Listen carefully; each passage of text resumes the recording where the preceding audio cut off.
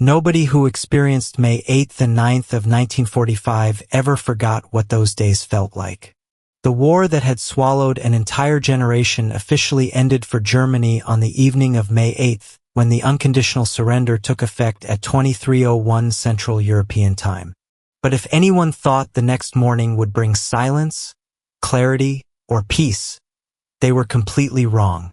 The first day after the war ended was not a celebration. It was a moment frozen between realities.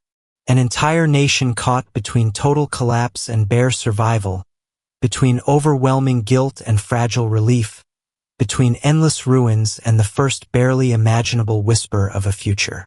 This is that story. Imagine waking up to discover your government no longer exists. The army has disappeared. The police have vanished, and the nation you lived in yesterday has ceased to function overnight. That was Germany on the first day after World War II. A modern industrial society had collapsed into something resembling a massive refugee camp scattered across a landscape of smoking ruins. For millions of people, the morning of May 9, 1945 began with no clear understanding of what had actually happened. Most Germans no longer owned working radios. Many had been destroyed in bombings. Others were confiscated or silenced during the final desperate days of the Reich. Newspapers were not printing. Trains were not running. Telephone lines lay cut and useless. Rumors traveled faster than truth. Some people heard about the surrender through whispers from exhausted soldiers. Others saw it posted on notices the Allies had hung during the night.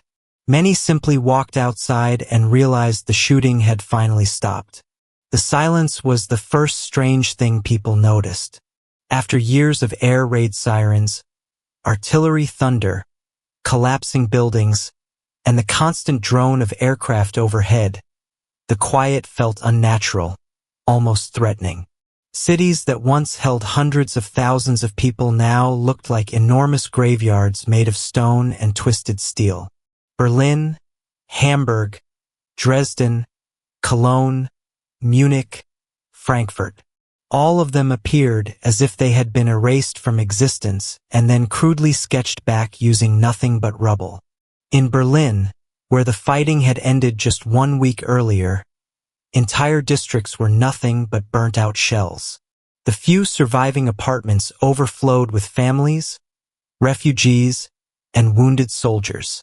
People slept on broken furniture, in stairwells, in cellars still blackened by smoke. Water pumps were damaged, electricity flickered unreliably, and the smell of fire clung to everything because ruins continued smoldering long after the battle ended. On that first day after the war, 20 million Germans were on the move. They were fleeing Soviet forces, searching desperately for lost family members, or wandering from one town to another hoping to find food or shelter.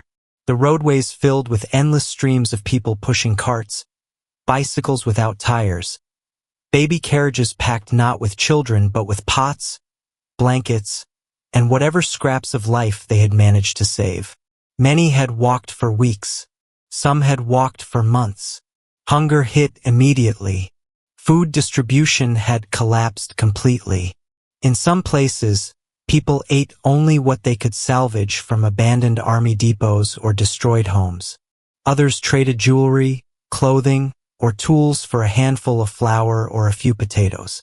Children dug through ruins looking for anything edible, burnt grain, old canned goods, even animal feed. Nobody knew when the Allied authorities would organize supplies, and many feared starvation more than anything else.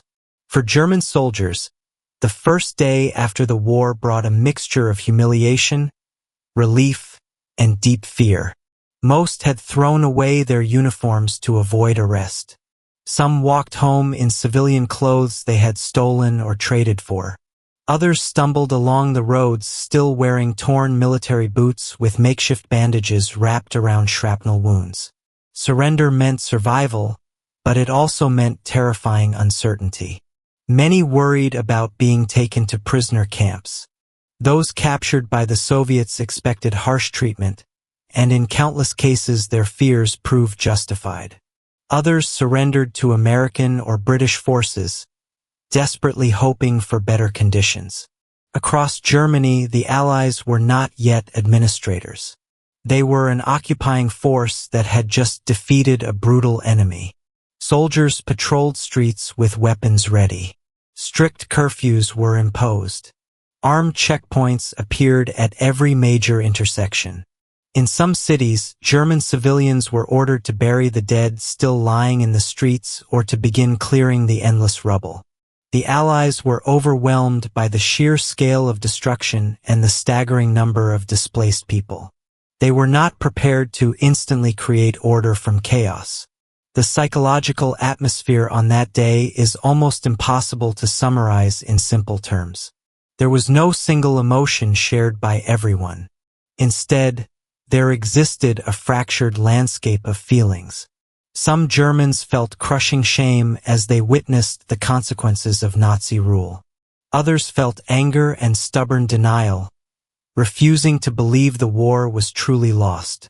Many felt only exhaustion, a level of fatigue so total that people could barely think beyond surviving the next hour. And some, especially young people who had grown up knowing nothing but Nazi propaganda and war, felt something unexpected. Relief that the nightmare was finally over. But the most widespread emotion was raw uncertainty. Nobody knew what the Allies planned to do with Germany. Would the country be dissolved entirely? Would people be punished collectively? Would food and supplies ever return? Would families be reunited? Entire communities asked these questions simultaneously, but nobody had answers. Life on the first day after the war was not about rebuilding. It was not about politics. It was not about guilt or ideology. It was about basic survival. Water, shelter, safety, food, and the fragile hope that tomorrow might be slightly less chaotic. And yet, even during that first day, tiny signs of a different future began appearing. Allied troops handed out chocolate and chewing gum to children. German civilians approached soldiers cautiously, no longer as enemies but as the only authority remaining. In some towns, church bells rang for the first time in years, not to warn of air raids but to signal that the war was over. A few people dared to talk openly again without fear of the Gestapo listening. Others wrote messages on pieces of wood or old bed sheets. We are alive, looking for family, food needed, children safe here.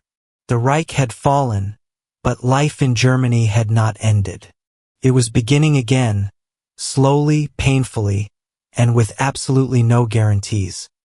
As the sun climbed higher on that first full day of peace, one of the strangest and most unforgettable sights in Germany was the sudden presence of Allied soldiers walking openly through streets that had once been controlled by Nazi troops and propaganda posters. For years, the image of the Allied armies had been presented to Germans as monstrous, cruel, almost inhuman forces.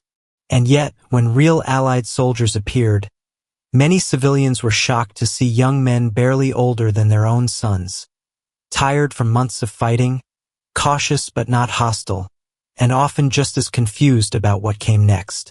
In the American and British zones, encounters between soldiers and civilians were often tense but not violent. Civilians were required to approach with hands clearly visible, not make sudden movements, and obey strict curfews. But there were moments, small human moments, that stood out. An American soldier offering a thirsty old man his canteen. A British sergeant helping a woman lift a fallen beam so she could enter what remained of her home. These gestures did not erase the suffering of the war, but they made the end of it feel undeniably real. In the Soviet zone, the situation was far more complicated and dangerous. The Red Army had suffered unimaginable losses, over 20 million dead, and many soldiers carried a burning desire for revenge.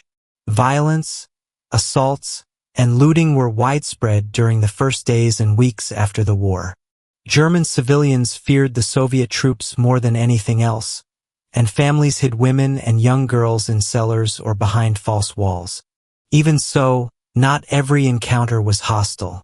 There were cases of Soviet officers protecting civilians, organizing food distribution, preventing chaos when they could. But the fear in the eastern part of Germany remained among the defining emotions of that first day and the weeks that followed. Across the country, the German police had simply vanished. In many towns, there was suddenly no authority except the local mayor, if he was still alive or had not fled. Some communities set up informal patrols to prevent looting. Others simply left everything to chance. But without a functioning government, currency quickly lost all meaning.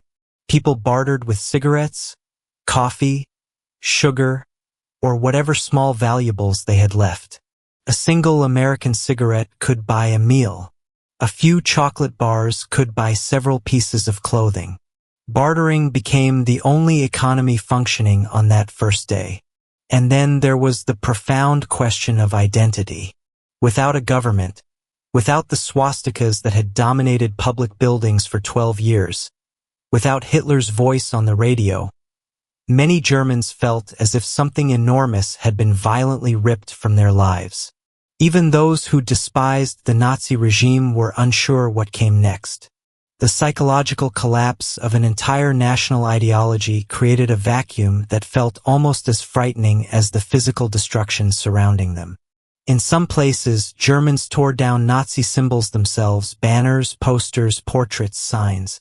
In others, Allied soldiers forced civilians to remove them.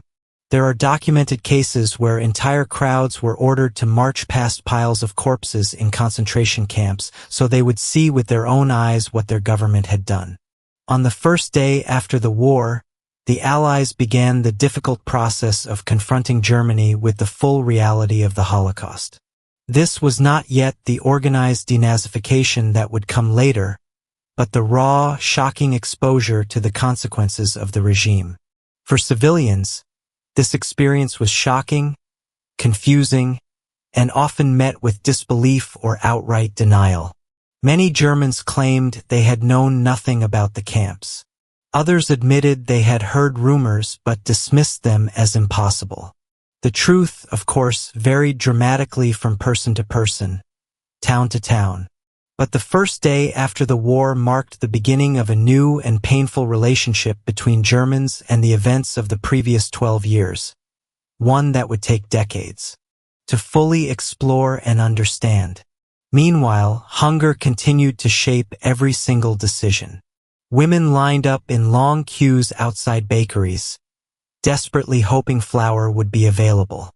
In many towns, there were no shops left intact, so people gathered at makeshift distribution points where Allied trucks occasionally brought emergency supplies. The average daily calorie intake for many Germans in 1945 was around 1,000 calories, barely enough to survive. On that first day, most people survived on even less. They boiled nettles, collected dandelion leaves, cooked thin soups from whatever vegetables they could find. In some cases, people burned the last remains of furniture as firewood.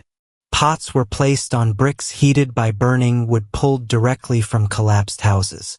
But even in the middle of all this suffering, there were unexpected moments of fragile hope. Children who had grown up knowing nothing but sirens and bomb shelters explored the ruins with a strange sense of adventure. They found pieces of burned toys, shards of colored glass, metal fragments shaped like strange treasures. They played among the stones, even though the danger of unexploded bombs was everywhere. For them, the silence of the first day after the war felt almost magical. No more running to shelters. No more hiding from the sky. For adults, hope came in different forms. Some were reunited with family members who had disappeared during the fighting. Others found neighbors alive whom they had assumed were dead. Letters began to circulate, crumpled bits of paper passed from hand to hand, carried by travelers, delivered by anyone who could cross the ruined roads. The words "I am alive" were the most precious message anyone could receive. Small markets began appearing in open spaces where buildings had been destroyed. People laid out blankets and traded whatever they had.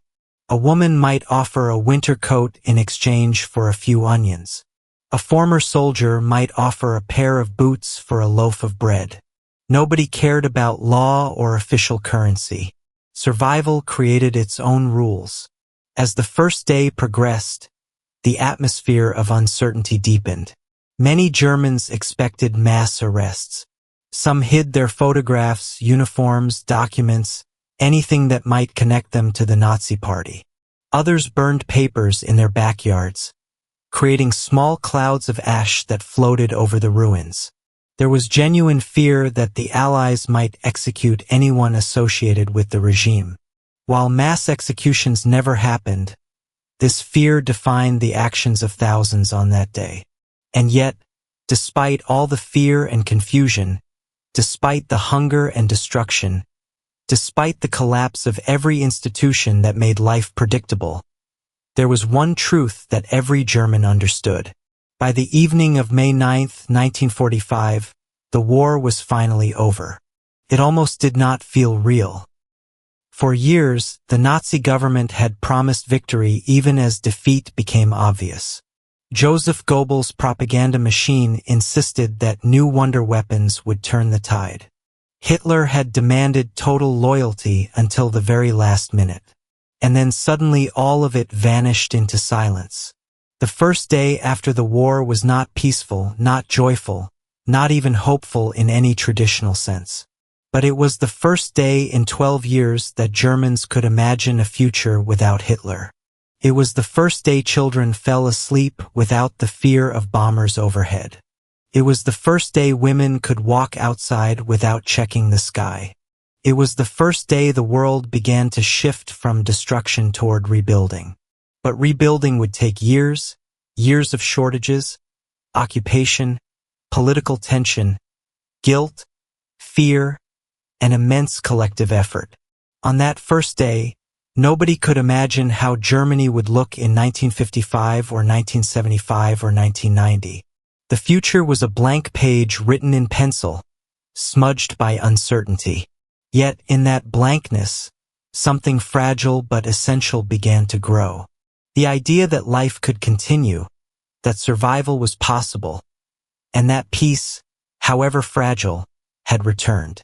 As night approached on that first day after the war ended, Germany entered a darkness that felt heavier than any blackout imposed during the conflict. During the war, darkness had been a command, a preparation for enemy bombers. Now it was simply the absence of power, the absence of structure, the absence of a functioning nation. Whole cities lay in complete shadow except for a few candles flickering in broken windows or the distant glow of Allied campfires on the edges of urban ruins. Inside homes, those few that still had walls and roofs, families gathered quietly, speaking in hushed voices.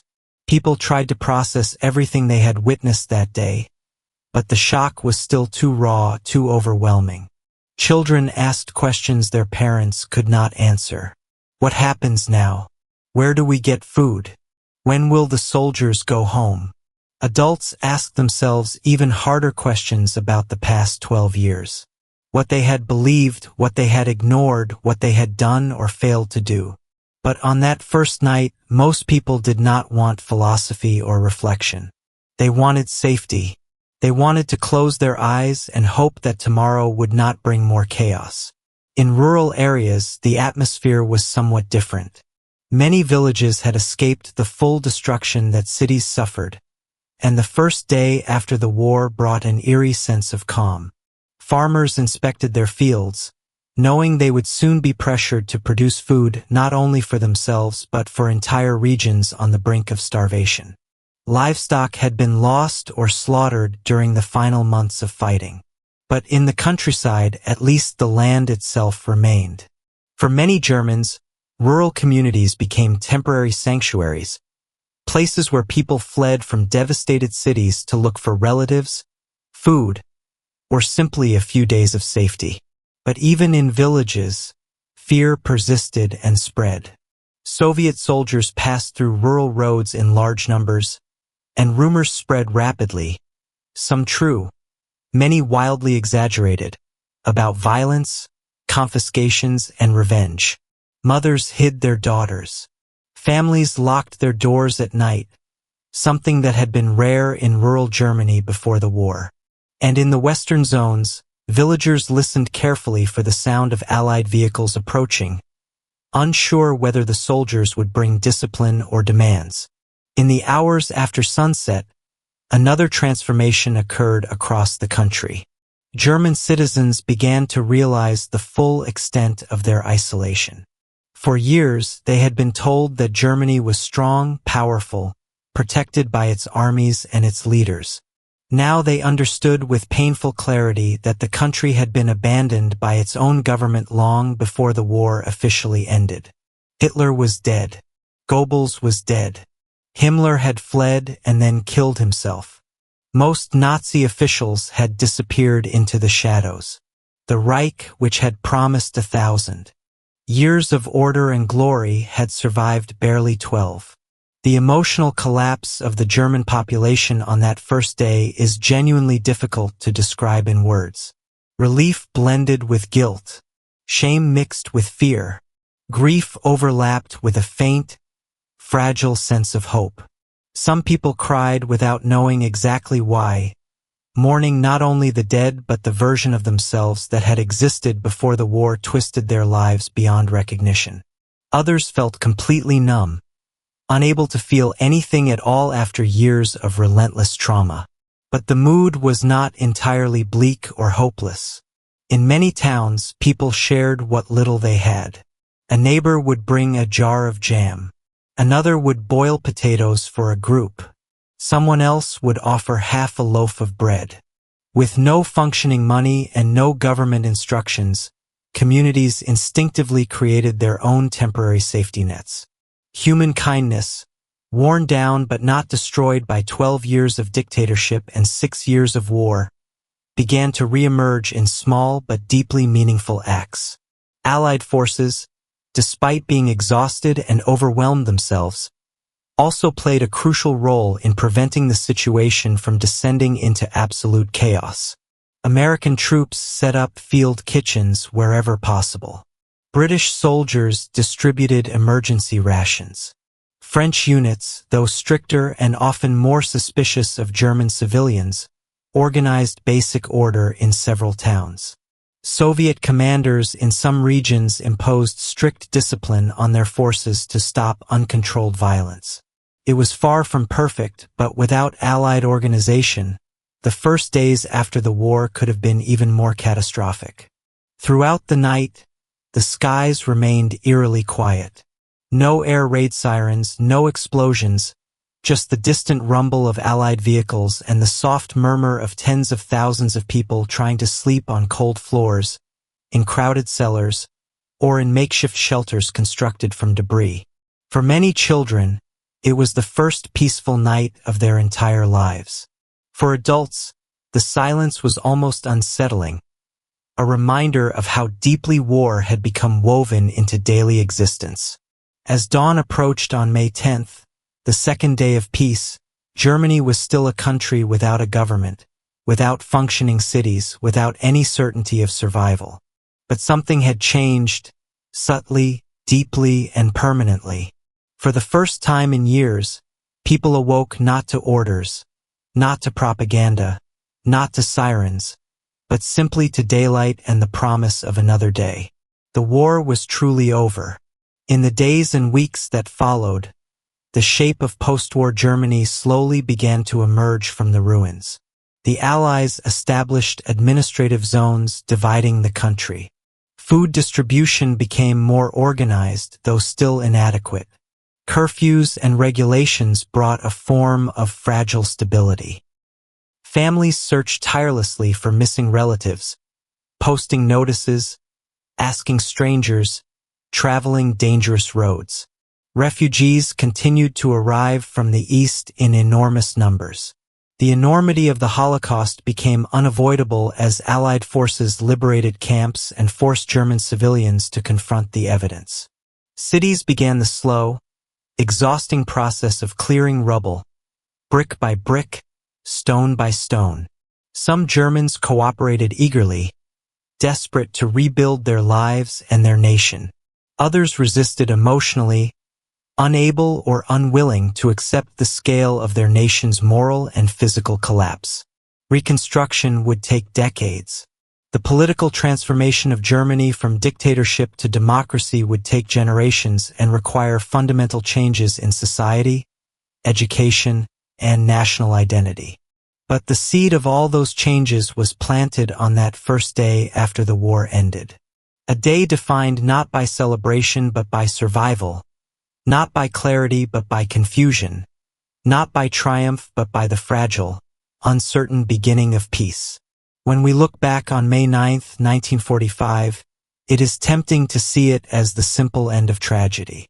In reality, it was the beginning of a long, painful, complicated rebirth. The people who lived through that day did not yet know that their country would rise again from total destruction, or that Europe would eventually reconcile and build lasting peace, or that Germany would one day become a symbol of stability, democracy, and remembrance. On that morning, all they knew with certainty was that the guns had stopped firing. The bombs had fallen silent and life, broken, shaken, traumatized, but still alive, had to continue somehow. Germany on the first day after World War II ended was a place suspended between total destruction and the barely imaginable possibility of renewal. A place where silence replaced bombs, where strangers shared the last pieces of bread, where hope existed not as a grand vision but as the simple act of waking up to face another uncertain day.